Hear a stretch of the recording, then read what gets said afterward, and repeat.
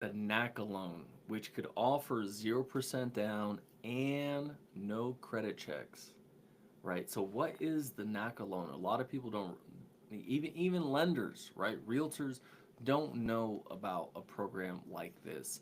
Well, now, would I say it's better than the VA loan? Mm, not necessarily.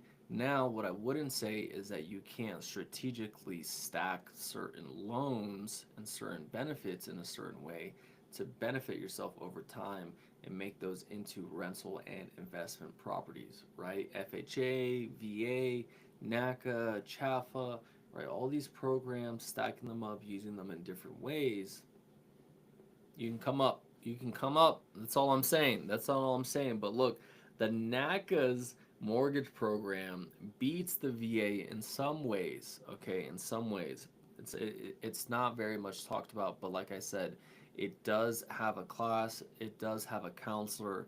Right? They do want to protect you. They do want to educate you as much as possible as well. And they have the incentive. Now, it's.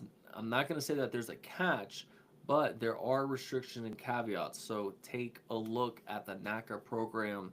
If you do have a VA loan, if you don't have a VA loan, or you're maxed out on your VA loan, take a look at these other programs that are out there. You don't always have to go the regular conventional route. All right, let's keep it moving. Let's keep it moving. We got drama with Apple and Microsoft when it comes to this new antitrust over AI, right? Do we really think AI is stealing copyright and data by being able to just scrape all of the internet, take your photos, take your ideas and stuff like that, right? And then they rebrand it as, oh, it's theirs. Oh, Gemini said it's ours, or ChatGPT, or Grok, whatever you use, right? So we have regulators that are probing once again, just because these companies are huge. Microsoft is not new to these types of probes and investigations. Same thing with Google and Apple as well, right? These are huge companies, and they're always getting probed by the feds, trying to pretty much get money. But also, these corporations, some of them are monopoly size, and, so it's a game. It's a game. But look, the more you know, Apple and Microsoft, a little under the radar, right? Antitrust stuff going on over AI. And we're going to see more and more of this, especially with artists, right? We're seeing AI just take a lot of this IP, a lot of these designs, a lot of the tone, voice, whatever it is, and not giving creators any credit. And that's pretty messed up, especially when back in the day, if you guys remember Napster, right? There was a big whole crackdown on that, and they were fighting for, because the labels, not, they weren't fighting for the artists, they were fighting for the labels to get paid. So same thing. All right, same thing. Put it together. All right, let's keep it moving. Let's keep it moving. Look, we have U.S. home builders that are offering massive incentives, and I've seen it. I just recently here in Denver went to a local builder conference, and I talked to over 20 builders, and many of them are offering loan incentives, right? Some of them will work with VA loans, some of them won't. So caution, right? But pay attention to any type of incentive and know how to negotiate. You've got to be prepared, especially when you're going into new construction, right? Before you go onto new construction site and trying to go look at the showrooms and stuff like that, give me a call. Schedule a call, send me a DM, send a pigeon, it doesn't matter. Let me get you linked with the realtor in your zip code in your local area that's going to represent you appropriately. Okay, new construction, great. It's beautiful. There's some quality questions. Okay, and I believe that prices of new construction will go up with deportations affecting labor price and tariffs affecting materials pricing. Okay, I support it. What you need to know as a buyer of new construction homes is that you have to go in there protected with a realtor. I highly suggest that. Now you can go in unrepresented, and you can possibly work with one of their um, with one of their realtors. They're using their contracts, right? You have to be able to interpret it. If you don't want to work with the realtor, at least take that contract to an attorney of yours, real estate attorney or not, and have them interpret it for you. We want to make sure you're protected, whether you're working with the realtor like myself or you're not. It doesn't matter. We want to make sure you're protected as the consumer, as the client. We're here to serve you. So watch out with these builders, but they are offering home incentives on the builds themselves, right? Sometimes they'll throw in appliances or upgrading fixtures or upgrading floor, whatever it is, right? Or to say they'll also do in-house lending and they'll provide you incentives there as well. So talk to your realtor about it if you have one. If you don't, or you don't like your realtor or the service that you had with them, or you feel like you deserve a better service, send me a message. Send me a message. Send me a message on whatever channel, okay? Go on themilitaryrealtor.us and schedule your free consultation. All right, let's keep it moving. And look, the one thing I don't want you to forget at all is to like and subscribe. It doesn't matter where you're watching this, whether it's YouTube, LinkedIn, Twitter, MySpace, right? I told you, Nickelodeon.com. It don't matter where y'all watching this. You know, y'all watching this on Dish Network, you know, Tubi, wherever you're watching this, I'm telling y'all, like and subscribe, follow, please support. It costs free 99 to support your favorite military realtor. All right, let's keep on moving. Let's keep it moving here. We got tons of stuff to keep covering here that's important for your investments. All right. Man. Well, here's a recent occurrence of real estate investors using the VA loan to purchase a 4-unit property. A lot of people don't realize that you, just by yourself, you may qualify to purchase up to a 4-unit multifamily using your VA loan.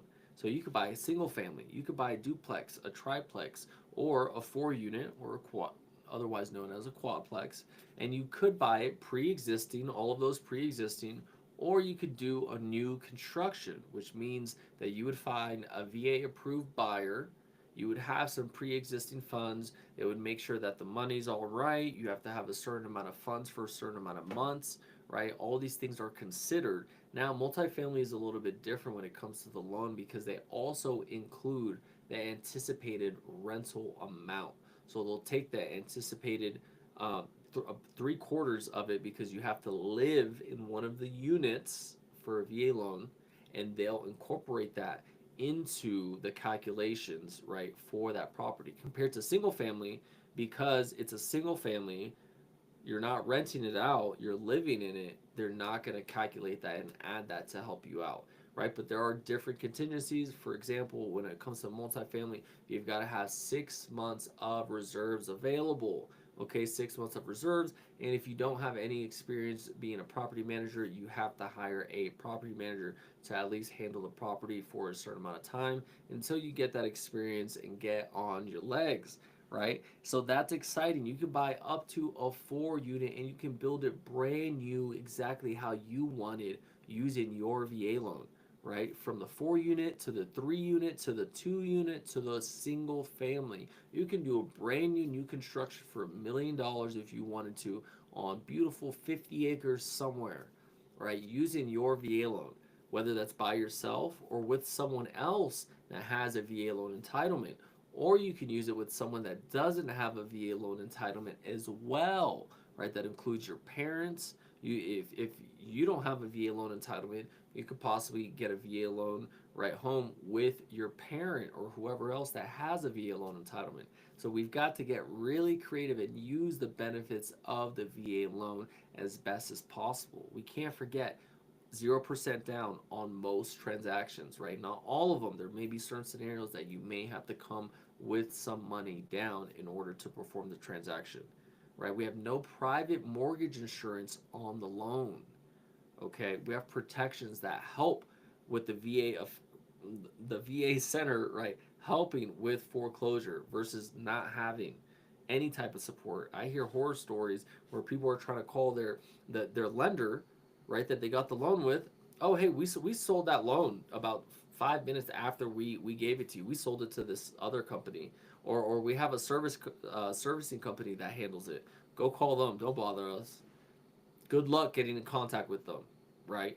Well, when it comes with a VA loan, you have protections. There's a whole department, there's a whole office, a whole center, right, that is here to support you with resources. All right. So use your VA loan strategically. And that's why I'm here. I help you strategize and figure out what you want to do with this investment, right? Because moving forward, you may not live in it forever, or you may. It doesn't matter. We still need to talk about strategy. We need to talk about where you're at and where you want to go using real estate as the vehicle. Let's keep it moving. Let's keep it moving. Look, if you didn't know, there are down payment programs that help veterans close the gap. Okay.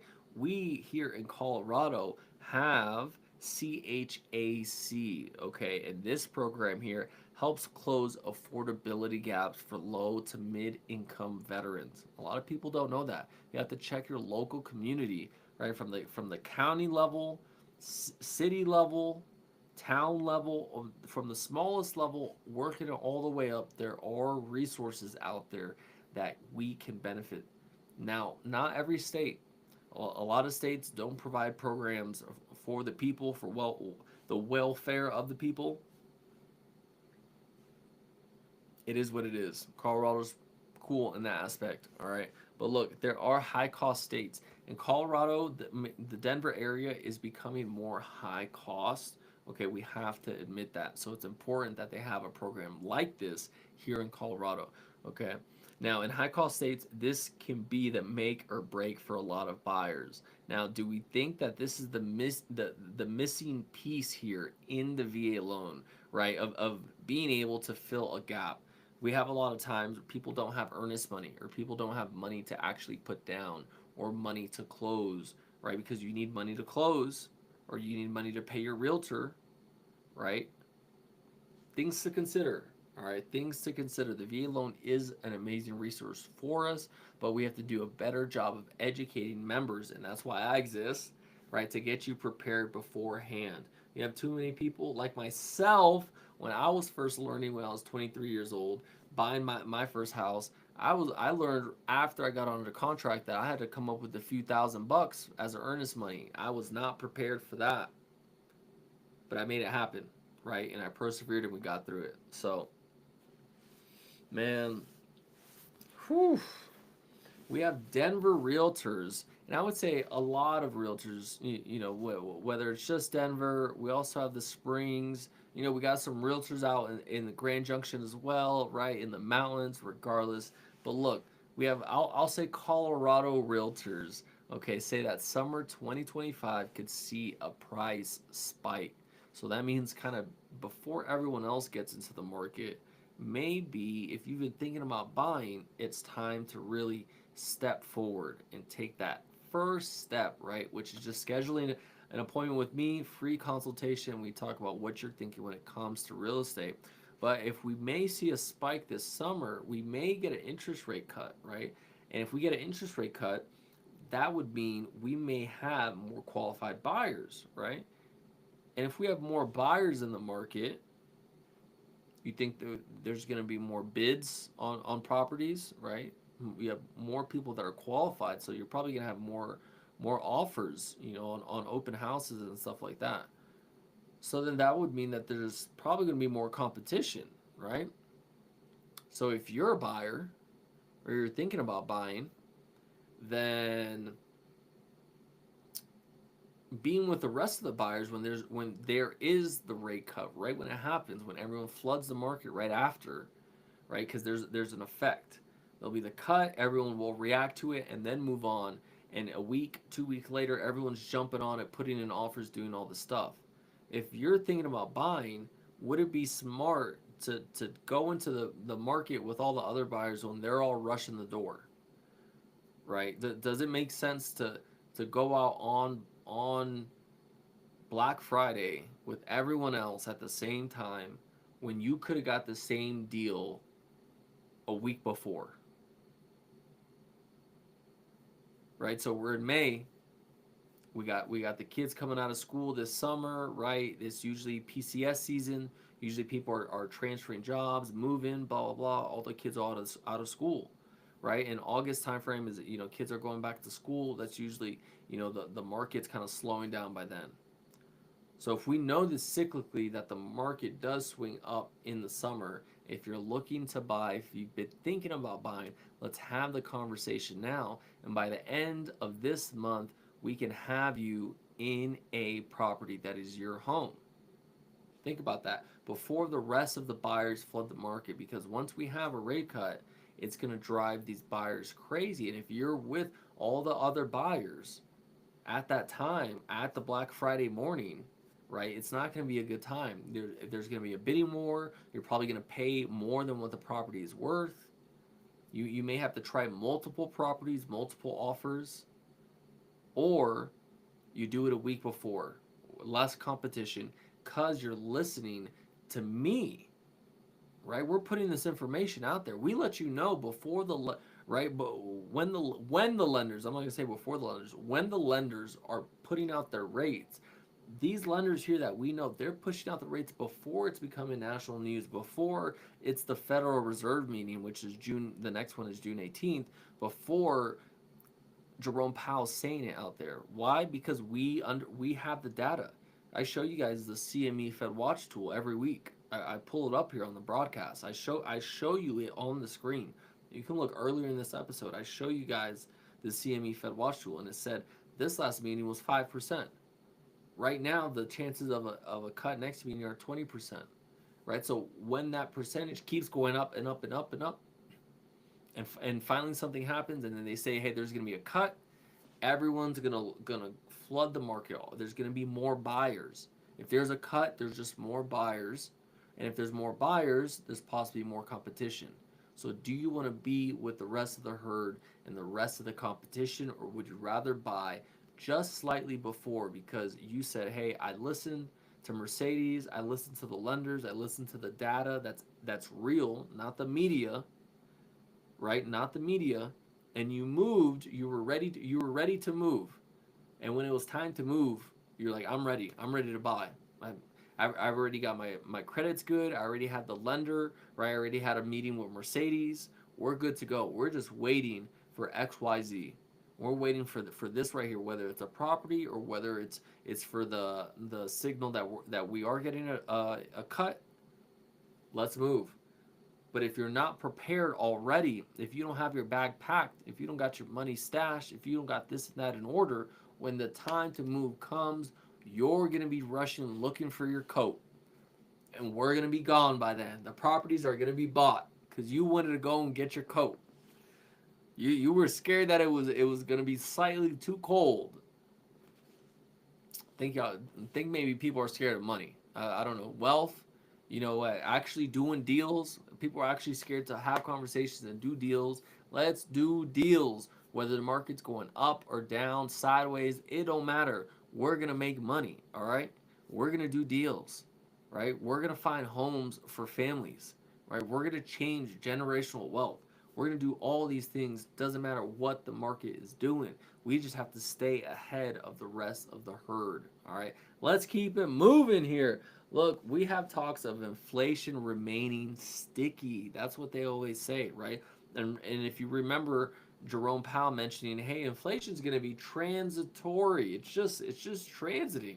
Like it's just going from here to here. Where is it transiting, Jerome? Let me know, P. Let me know, Powell. Where is this inflation? It feels like it's transitioning to our pockets, the American people, not the corporations, not the government, the American people. Sadly, right? I don't know, Doge. Where are those checks? Where are those $5,000 checks, Doge, that y'all were giving out to people with the savings? What happened to those? I don't know. Maybe that would help out. I would buy Bitcoin if personally. That's not financial advice.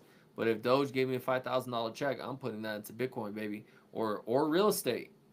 You can buy land and properties for $5,000 and less if you didn't know. All right, let's keep it moving. Let's keep it moving. Look, should we fear the AI takeover, or should we invest in it? You know what I mean? Like, are you scared of Terminator, or if there was an option, if Terminator was like, hey, look, I may murk you at the end of the day. I may have to eliminate you. But in the meantime, you're going to make 15%. So like, what would you do? I mean, we've been having this 100 men versus gorilla talk. Look, we need to be talking about these robots, okay? First of all, I hope you saw iRobot for the young folks, okay? iRobot was the first time Will Smith was on camera slapping people, okay? Which that was crazy. But look, that's are you scared of it or do you want to invest in it? That's all I'm saying. You know what I mean? Because these robot, who knows? Your Roomba, stubs your toe one time and does it two times. Was that an accident? Was that an accident, or is it now? Is now your Roomba, gonna try to murk you at night? You know, try to trip you and like run you over. And like I don't know. Who knows? So my question is: should we fear AI or should we invest in it? When it comes to real estate, business, stocks, finance, a lot of people see AI as a tool that we're putting into our toolboxes. It's not replacing us, the human, but it is a tool. Now, it will replace a lot of functions that may be entire jobs. Of course, with the advancement in text, this always happens. Take a look at the dot-com bubble, okay, and the introduction of internet and computers, right? That was a big change for a lot of people. A lot of people were scared that they were going to lose their jobs, they're going to become invaluable. Now, if you don't adapt and overcome, learn, and grow over time, you may get left behind, especially if you're not just staying with the times. AI is a tool. We have, just like the calculator, right? We have to use it as a tool. Now, there are a lot of universities, right, that are opposing AI, especially here in America. In China, though, they're taking a different approach to it, where they are actually incorporating it into the schools. They want people to learn how to use it because it's inevitable. It's embedded in our devices now, in a lot of the newer phones, right? Imagine it's going to be in cars, it's going to be in laptops. You're probably going to be able to have it on your wrist, so you always have you can just talk to your AI, companion all the time.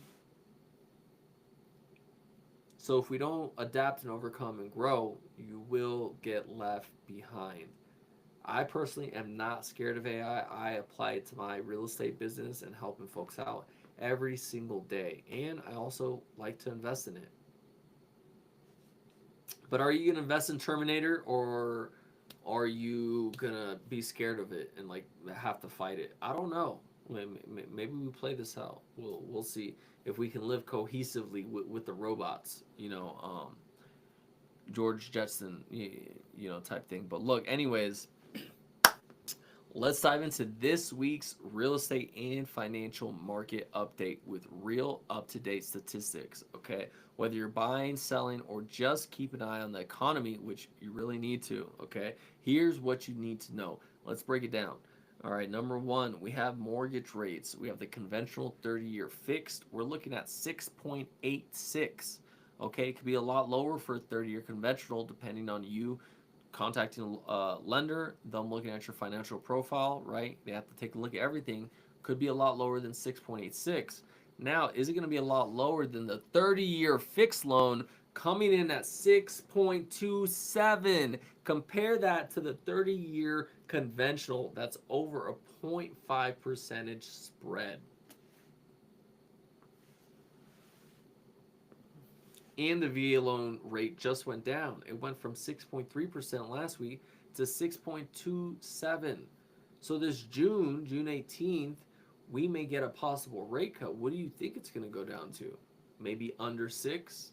That'd be pretty cool, right? So in the fives, VA loan in the fives, why wouldn't you choose to buy at that point? Right now for buyers, slightly lower rates enhance your affordability, of course, right? Lower rates, lower percentage rate, you can afford more home possibly, right? Higher purchase price. Now, this offers a better opportunity to secure the mortgage terms that you want. So if you're working with the lender and they're saying, hey, we have the possibility to lock in, you may want to check in, see what's going on right now, right? Watch Military Wealth Club, see if there's anything turbulent going on this week, right? That could affect that lock in. Because if you're still shopping around and you want to go, hey, I want to go look at this other house, and okay, you go look at it in 2 days, and then by that time, boom, hey, rates changed. Now instead of 6.27, we're at 6.63. We're at 6.63, right? When you could have locked in that 6.27. So do not be behind the curve, okay? Now with sellers, decreasing rates may attract more buyers, right? Because we have more affordability. So that's good for a seller. Now this potentially leads to a quicker sale and competitive offers, which is what you want as a seller, okay? Now with the Federal Reserve, okay, we know that we had the meeting today on May 7th, and there was a 5% chance that there was going to be an interest rate cut. What do we think happened? Well, we know that Jerome Powell did not cut the rates. And I hate, it's not just Jerome, okay? Look, there's a whole board, okay? There's multiple banks that make up the entire, right, Federal Reserve. So it's not just Jerome Powell, please. But look, there was a 5% chance, and we didn't get it this time. Now, there is some hope because as of today, there's a 20% chance that there will be a rate cut at next month's meeting. So let's stay tuned for that, okay? Now, oh man, we're going to move into our word of the week, which is appraisal, right? You need an appraisal when you're buying a residential home, single family home. You can waive appraisal sometimes depending on the type of purchase that you're doing, but if you're getting a loan, more times than not, you need an appraisal that is ordered by the lender because they want to know the value of that property because they're cutting the loan against it, right? They don't want to give you a $500,000 loan, but the home is only worth $400,000. That doesn't make any sense or dollars for the lenders. So let's go into the definition, okay? An appraisal is a professional estimate of a property's value, which is often used to set prices for buying, selling, or refinancing real estate, okay?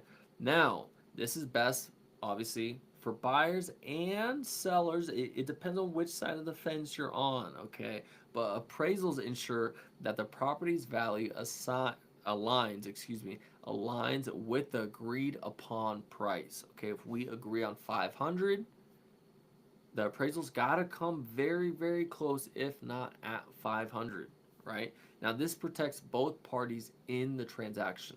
So that is an appraisal when it comes to purchasing real estate. All right, let's keep it moving here. Look, here in the Denver market for single family homes, okay, these are single family homes, 3.2s, any price here, but these are some of our local statistics. And don't forget that your market is hyper local, and that matters. Just a neighborhood over, just a little pocket over, you have completely different statistics of properties that are doing a lot better or worse comparatively when we're talking about days on market and sale to list price ratio, right? Those are important metrics. In one neighborhood, you could have 60 days on market. In one neighborhood, you could have 4 days on market, right? Something to consider. Let's keep it moving. Here in this Denver market, median days in MLS is 28 days, right? Only 4 weeks. Not too bad at all. And the median percent of closed price to list price is 99.5%. So this suggests that homes are selling very close to the asking price, right? So that means buyers are getting a 0.5% discount, right? Understand that? So when it comes to the median percent of closed price to list price, 100% means I want to sell you my house for 500. You offer me 500, and no concession. We agree on 500. Great. That's what it sells for at the end of the day. Boom. Versus, hey, I want to sell for 500, and you say, hey, 490. Great.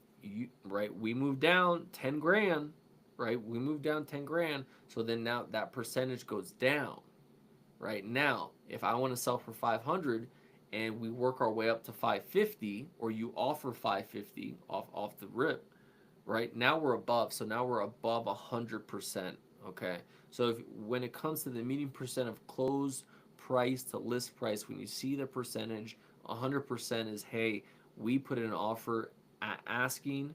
If the percentage is below 100%, they ended up closing below asking. And if it's above 100%, they ended up closing above asking. All right, let's keep it moving here. Look, for buyers, while the market is moving fast, right? We have low days on market, 28 days, all right? 28 days. That's the amount of days that this property is on the market. Now we can close a property very quick, right? We can close a property in as little as a week sometimes. If you have cash, quicker as well. But let's say as little as a week and maximum of about 28 days of about 4 weeks. That's just for a transaction to get complete. Don't confuse that with days on market of a property, right? Days on market are just how many days was that property listed on the market. Different MLSs could be different, but traditionally, the moment, the day per se, that that property is under contract, it gets removed from being on the market, and the status is changed so that it's still in the market, but the status is changed, and now the counter on the days is not counting anymore. Okay, because now you're under contract, right? Let's keep it moving. Look, for sellers, pricing accurately near market value is extremely important. Okay, pricing is one of, if not the most important thing in your listing, sellers. Okay, as buyers are generally not overpaying significantly relative to the list price, right? That's why the metric of the median percent of close price to list price is important, because it tells you what's going on. Are buyers getting a discount, or are they paying over the asking? That gives you a quick snapshot of that zip code or that area, right? A well-priced home sells quickly, okay? But look, all right, y'all, it's about that time.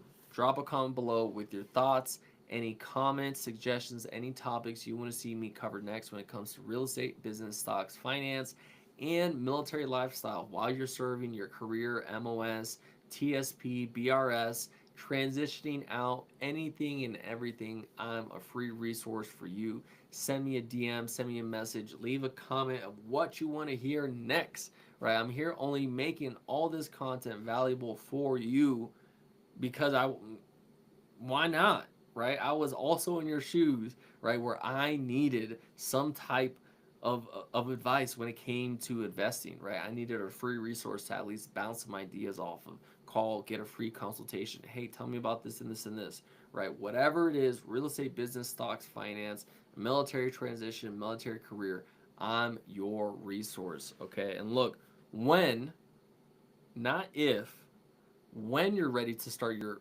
real estate journey, go ahead and visit the site. You already know, themilitaryrealtor.us.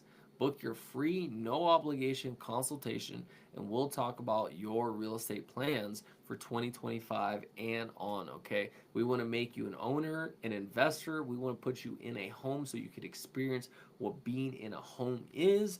And we want to also have you experience what it's like to own property and have that appreciation come in on a good sale, have that cash flow come in, and possibly be a great owner, right, for others as well, right? Those folks that are paying your mortgage every month, right? You also want to be good to them, right? So I'm your free resource. Visit themilitaryrealtor.us. There's free guides there, free Denver property search, free property valuation tools as well, okay? And look, take care, God bless, and remember, ownership is freedom.